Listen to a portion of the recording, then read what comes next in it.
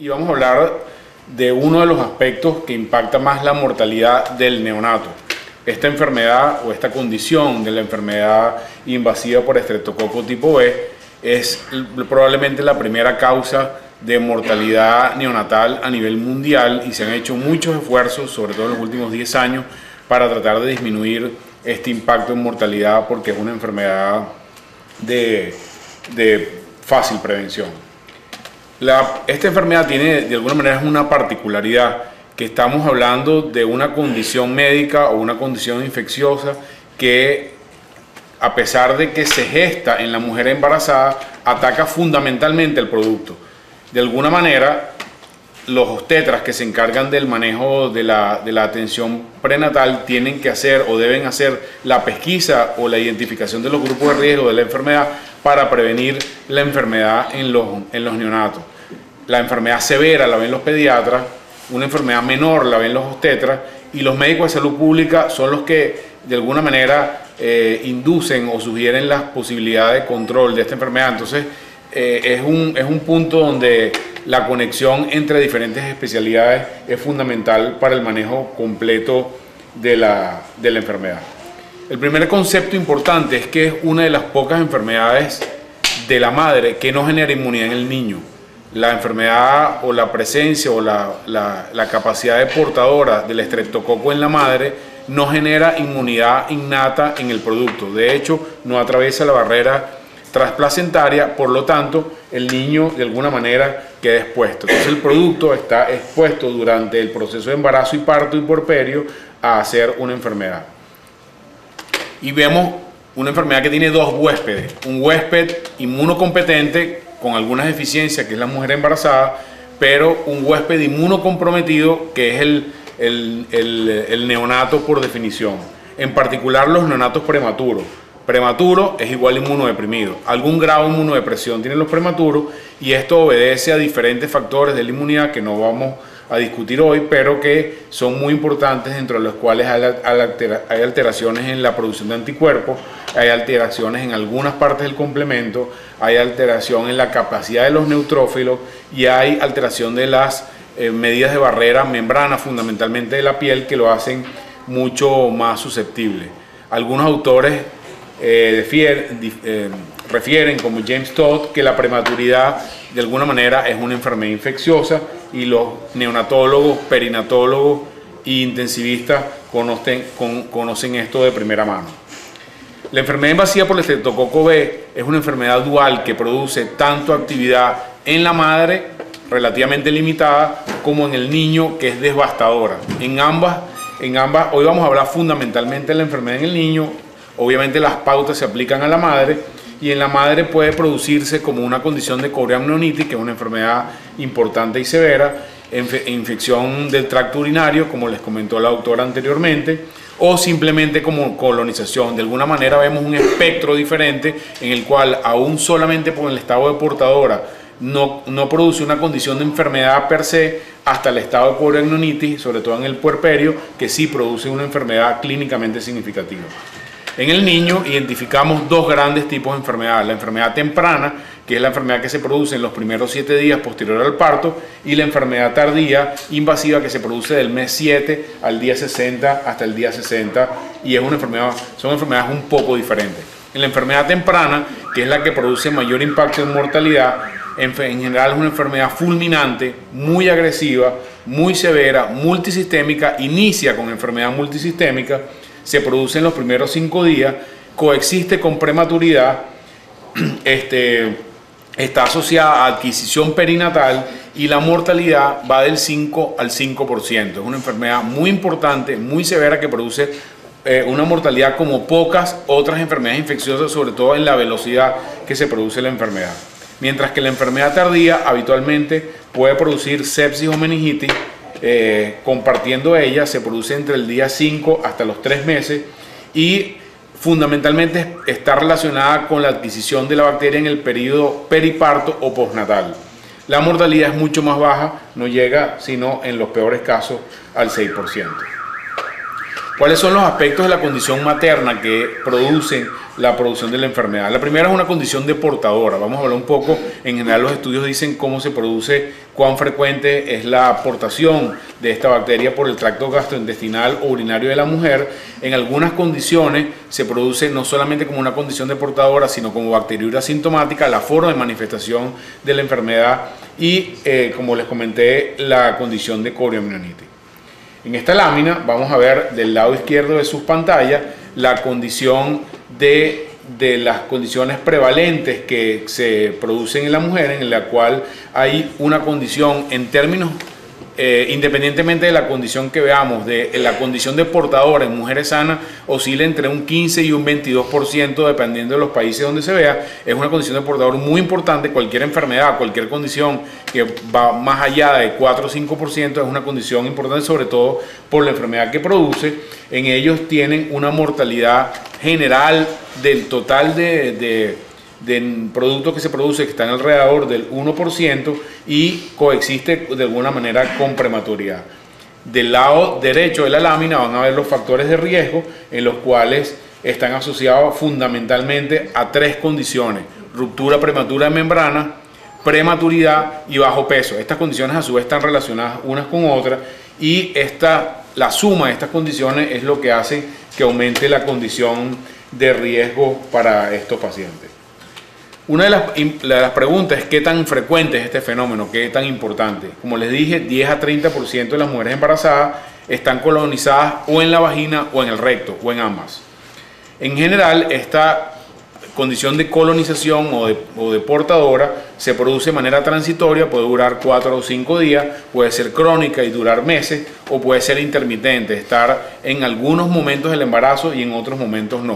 Y esto genera una condición de dificultad para la identificación de la condición de portadora.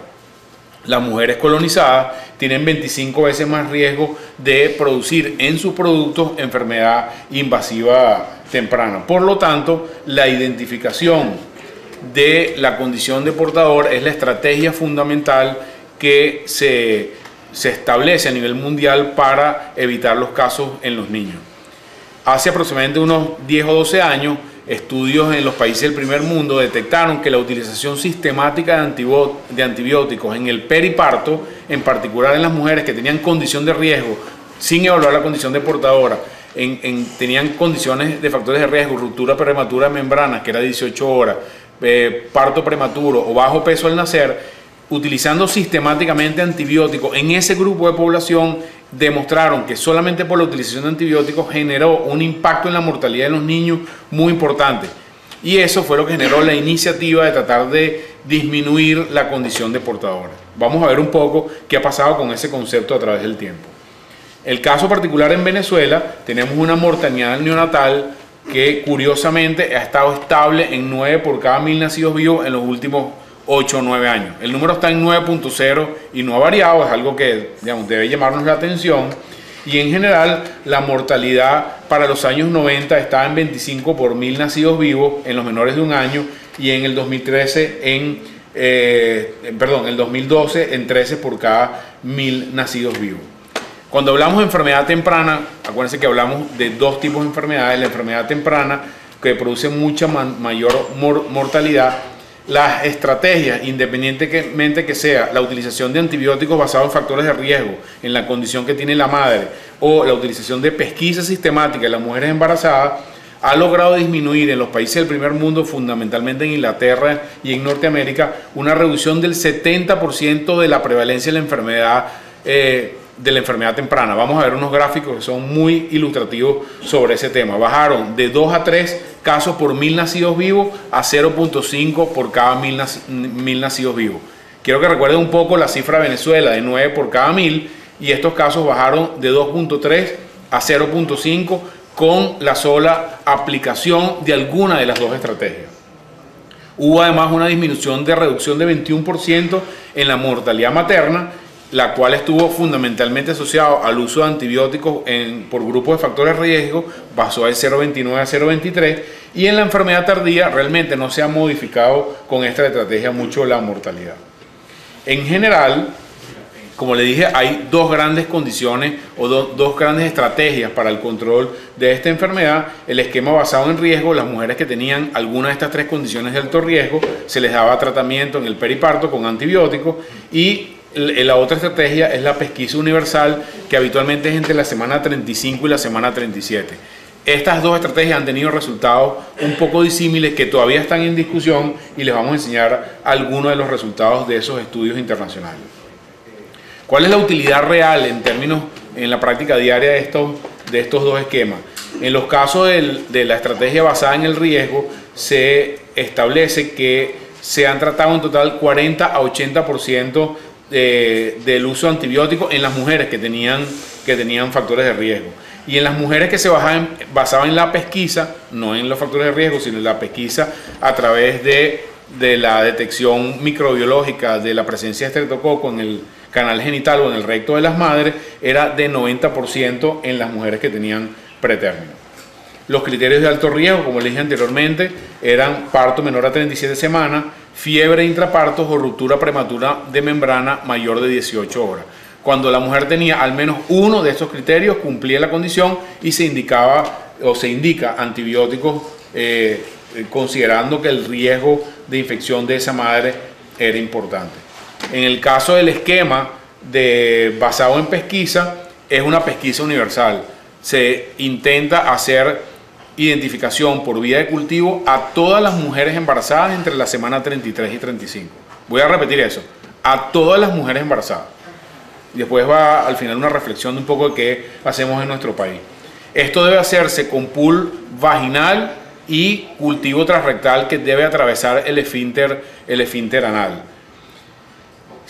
Si el cultivo detecta la presencia de Streptococcus beta en cualquiera de los dos, basta que sea en uno solo de ellos, la paciente debe recibir tratamiento. Vamos a hablar un poco al final del tratamiento, y se hace de alguna manera una indicación extra de tratamiento en aquellas mujeres que han tenido previamente enfermedad invasiva. O sea, la mujer que en un parto o en un embarazo anterior tuvo presencia de enfermedad invasiva, la norma dice que debe tratarse, y en aquellas mujeres que tienen bacteriuria asintomática deben recibir tratamiento también. O sea que estas son las condiciones que requiere la condición de prevención para generar impactos en el producto. ¿Cuáles son los aspectos importantes microbiológicos de este cultivo? Siempre debe ser ambas. La utilización de uno de los dos no tiene la sensibilidad de que sean hechos ambos cultivos. En los países en vías de desarrollo se ha visto que la utilización de las dos muestras, aunque se siembren en una sola placa, tiene la misma connotación que se siembren en placas por separado, y eso de alguna manera ahorra un poco los costos, porque la idea es la identificación en cualquiera de los dos sitios. Deben utilizarse medios especiales y debe decirse al laboratorio de microbiología que lo que queremos es la identificación específica de Streptococcus grupo B. Todo lo demás, la verdad, no nos importa, porque ahí hay flora, hay microbiota normal que va a estar creciendo inclusive probablemente por encima de la presencia de Streptococcus B. Entonces tenemos que avisarle al laboratorio que es una prueba de pesquisa de una mujer embarazada, para que la interpretación microbiológica sea correcta. Debemos pedir identificación. Los test rápidos, que hay algunos en el mercado, tienen muy baja sensibilidad, no son comparables con el cultivo, y hasta el momento, y es un dato, digamos, que debemos tener presente, no hay resistencia a penicilina de Streptococcus B en ninguna parte del mundo. Por lo tanto, el tratamiento de primera línea sigue siendo la utilización de penicilina, no importa en qué parte del mundo estemos. Sigue siendo una droga barata, accesible y fácil de administrar.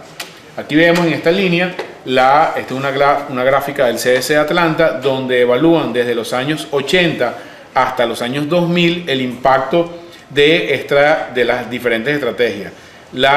En los años finales a principios de los años 90 se formó el grupo o la Asociación para la Prevención de Streptococcus grupo B. En los años 93 es la primera recomendación de la Sociedad Americana de Obstetricia y Ginecología en relación a la política de cómo debería ser. A partir del año 95-96 se empieza a utilizar la política sistemáticamente, y ven cómo cae la curva de arriba, es mortalidad asociada a la enfermedad temprana, la curva punteada abajo es la mortalidad asociada a la enfermedad tardía. Ahí donde se ve que se ha disminuido la mortalidad en casi un 70% de estos niños. En general, aquí está la parte del original de la recomendación de la Sociedad Americana de Obstetricia y Ginecología sobre cuáles deben ser las indicaciones de utilización de tratamiento a los portadores para la profilaxis intraparto. Es aquellas mujeres que tenían un embarazo previo con enfermedad invasiva, aquellas mujeres que tenían bacteriurias, como ya nombramos, aquellas pacientes que tenían cultivo positivo en la pesquisa, aquellas mujeres con estatus desconocido porque no se hizo la pesquisa a tiempo, un parto en menor de 37 semanas, RPM mayor de 18 horas y presencia de fiebre. Y aquellas pacientes en las cuales no está indicada la profilaxis intraparto, en aquellas mujeres con enfermedad, aquellas que tienen pesquisa negativa, sistemática, y en aquellas que no tienen ninguno de los factores de riesgo. En general, los trabajos en los últimos 5 años han tratado de discernir cuál de las dos estrategias es mejor, si la de tratar por factores de riesgo o tratar por pesquisa, y vamos a ver someramente alguna de la información que hay disponible. Esta es una publicación de JAMA del año 2008, donde evalúan y vemos en la gráfica de más arriba la disminución de la mortalidad relacionada con enfermedad temprana. Aquí vemos en este cuadro, en el cuadro de la izquierda de su lámina, van a ver cómo se compara la mortalidad en los menores de una semana y en los mayores de una semana con al resto de toda la población, en particular para enfermedad invasiva por estreptococo grupo B. No es exclusiva de los neonatos la enfermedad grupo B, se produce en otros grupos etarios también, pero ven que la mortalidad es terriblemente mayor en el grupo menores de 7 días. Y además de eso, dentro del grupo de los 7 días, los grupos económicamente más afectados son los grupos que tienen menor capacidad adquisitiva. Esto es una enfermedad de la pobreza. Por lo tanto, en los países en vía de desarrollo, el impacto en la mortalidad es muchísimo mayor que en los países desarrollados.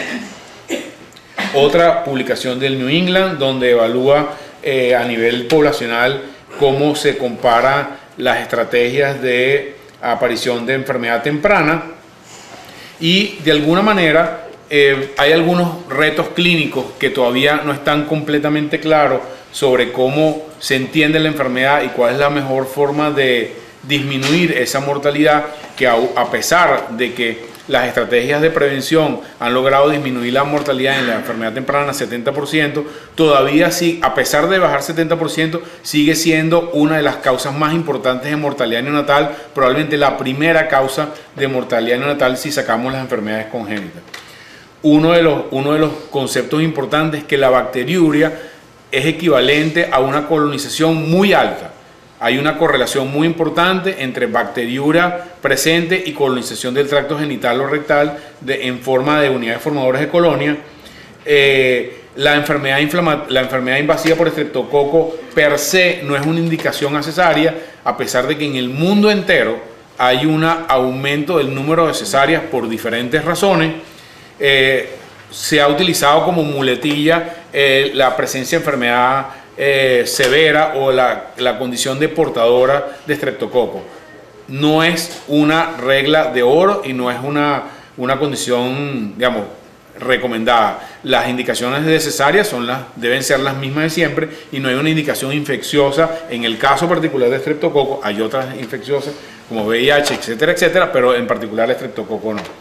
Y la cesárea planificada en general da un margen para el no uso de antibióticos en mujeres que llevaron a buen término su parto. Esta es la parte de las gráficas de la publicación de New England, donde se ve el porcentaje de mujeres que han debido recibir los antibióticos con pesquisa universal, que está por encima del 80%, mientras que cuando se utiliza solamente con factores de riesgo está alrededor del 75-78%. O sea que el número de mujeres que se benefician con pesquisa precoz es mayor que el que es factores de riesgo. y en este es el resultado del New England, donde disminuyen la mortalidad en promedio de 50%, y hay una ventaja relativa sobre la utilización de pesquisa universal sobre la utilización de factores de riesgo. Un pequeño comentario sobre cómo debemos tratarla. Como le dije anteriormente, sigue siendo la penicilina la droga de elección. Los comités de expertos han cambiado recientemente la indicación de los pacientes que son alérgicos a la penicilina por clindamicina o eritromicina o vancomicina como drogas alternas para aquellas mujeres que son alérgicas a la penicilina, con la coletilla de que el riesgo de enfermedad muy severa por alergia a la penicilina es mucho menor de lo que se estilaba anteriormente. El riesgo va de 4 a 40 por cada 400.000 o 800.000 dosis de penicilina. O sea que de algún momento, si no hay drogas alternativas y no hay un antecedente formal de una alergia severa a la penicilina, la gran mayoría de esas alergias a la penicilina en la mayoría de los países no recomiendan excluir la penicilina como droga de elección. Hacia dónde vamos al futuro en esta enfermedad, ya se están desarrollando algunos test para evaluación y identificación de Streptococcus grupo B en tiempo real. No hay que esperar el tiempo del cultivo, porque de alguna manera mandar la muestra para cultivo, esperar el resultado, que la mujer venga a otra consulta, de alguna manera disminuye la capacidad del diagnóstico de las mujeres. Se están desarrollando vacunas también específicas para estreptococo que están en fase 1 y fase 2 con 70-80% de protección, pero solamente para 2 o 3 de todos los serotipos que hay de estreptococo grupo B, pero hay un desarrollo importante de vacunas en este contexto. Algunas preguntas como reflexión que yo les dejo en particular para los estudiantes. ¿Cuántas de nuestras mujeres embarazadas son pesquisadas, si podemos utilizar esa palabra, en nuestro país, en el entorno público y en el entorno privado? Creo que no vamos a tener buenas respuestas a nivel nacional. Recientemente le pregunté al jefe del departamento de obstetricia del centro privado donde yo trabajo, y estudios que están revisando están alrededor del 75-80% de las mujeres en el sector privado. Una pregunta es: ¿cómo se comporta eso en el sector público hoy en día, donde tenemos una de las peores, la peor tasa de embarazo precoz y una de las peores tasas de control de embarazo a nivel de América Latina? De control en general, no de pesquisa, de control en general. Nuestros médicos saben qué hacer con la pesquisa, qué hacer con el resultado positivo o cómo hacerla desde el punto de vista técnico. Hay una política nacional de pesquisa en la cual todos los médicos que controlan mujeres embarazadas tengan claro cuál es la indicación y cómo se hace. Hay laboratorios de microbiología suficientes para atender esa pesquisa a nivel nacional y bien preparados para la identificación correcta del Streptococcus B. Y una final: ¿cuántas muertes podemos prevenir y cuánto podemos modificar la mortalidad neonatal o perinatal si utilizamos una norma nacional de pesquisa como esta? Muchas gracias. Buenas noches.